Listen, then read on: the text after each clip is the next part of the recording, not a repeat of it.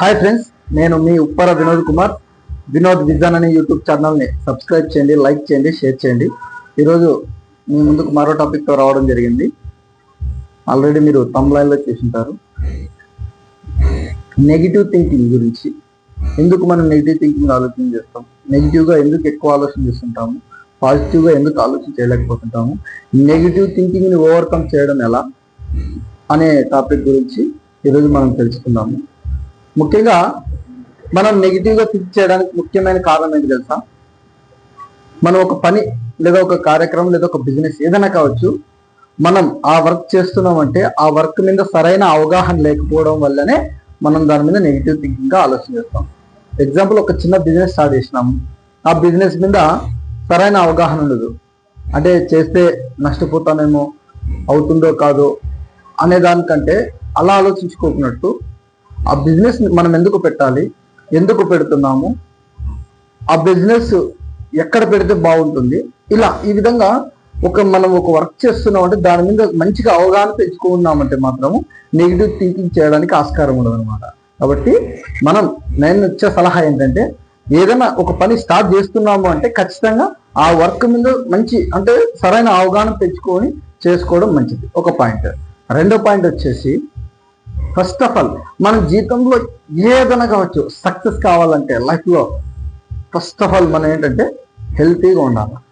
Health is wealth అన్నారు కదా.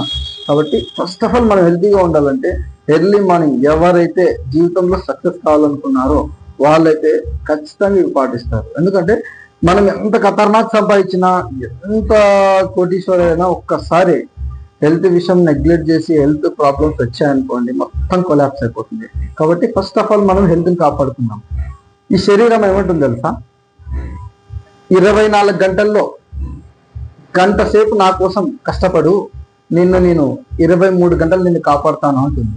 కాబట్టి ఈ శరీరాన్ని కేవలం ఒక 1 అవర్ వాకింగ్, ఎక్సర్సైజ్, సూర్య నమస్కారాలు ఏదో ఒకటి, మనం వాకింగ్ అనేది ఇవన్నీ ఒక 1 అవర్ బాడీని కష్టపెడితే 23 గంటలు మనం కాపాడుతాం అన్నమాట. కాబట్టి ఫస్ట్ ఆఫ్ ఆల్ మన జీవితంలో ఏదైనా సాధించాలంటే కంపల్సరీ వాకింగ్, ఎక్సర్సైజ్.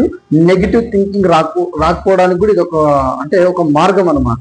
పాజిటివ్గా ఉంటాం, ఎనర్జెటిక్గా ఉంటాం, హెల్తీగా ఉంటాం, ఏదైనా కూడా యాక్టివ్గా ఉంటాం అన్నమాట డే మొత్తం. కాబట్టి ఇది కూడా ఒకటి. తర్వాత వచ్చేసి నెగిటివ్ పీపుల్స్ని పక్కలో పెట్టుకోవద్దు.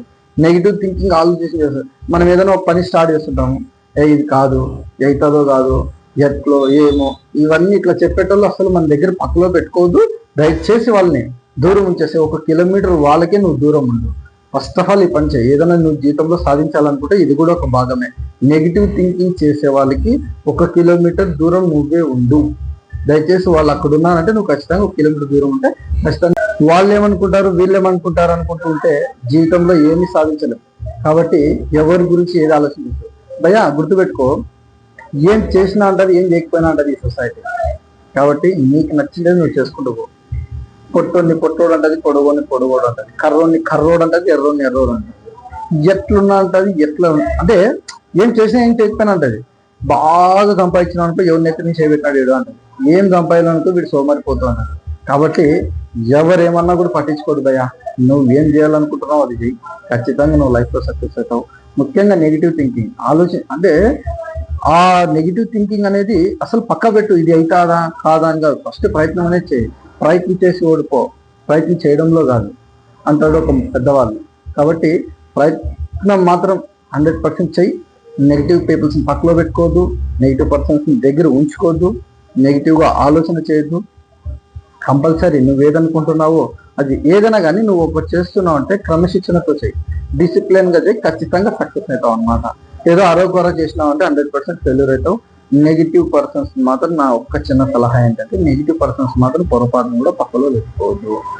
నెగిటివ్ పర్సన్స్కి ఎంత దూరం ఉంటే అంత మంచిది. తర్వాత ఏంటంటే, ఈ బంధువులు ఉంటారు కదా, వాళ్ళ దగ్గర కూడా కొద్దిగా చాలా జాగ్రత్తగా ఉంది. ఫస్ట్ వాళ్ళే ఎత్తుకొడిచేది మనల్ని, నువ్వేం చేయలేవు, అవసరమా నీకు, ఎందుకు ఇవన్నీ నీకు, ఇట్లాంటివి అంటూనే ఉంటారు. కాబట్టి వాళ్ళకు కూడా ఎంత అట్లా నెగిటివ్గా చెప్పే వాళ్ళకి ఎవరైనా కావచ్చు, ఇంకా బంధువులు కావచ్చు, ఫ్రెండ్స్ కావచ్చు, ఇంకోరు ఎవరైనా కావచ్చు, నెగిటివ్గా చెప్పేటోళ్ళకి మాత్రం వాళ్ళ పక్కలో ఉండద్దు. తర్వాత వచ్చేసి పాజిటివ్ థింకింగ్గా ఏదైనా సాధించాలనే తపన ఉంటుంది చూడు, అలాంటి వాళ్ళతో జర్నీ చేయబోయా.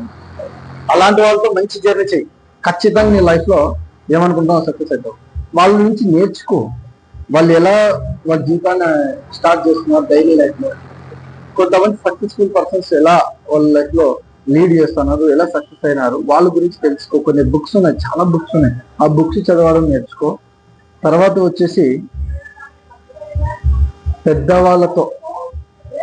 పెద్దవాళ్ళతో పరిచయాలు పెంచుకోవడం వల్ల వాళ్ళ ఆలోచన విధానము, వాళ్ళ ఆచరణ, వాళ్ళు ఎలా లివింగ్ చేస్తున్నారు, వాళ్ళ నుంచి మనం ఎలా నేర్చుకోవాలి, ఇవన్నీ కూడా పాజిటివ్ థింకింగ్ కిందకే వస్తాయన్నమాట.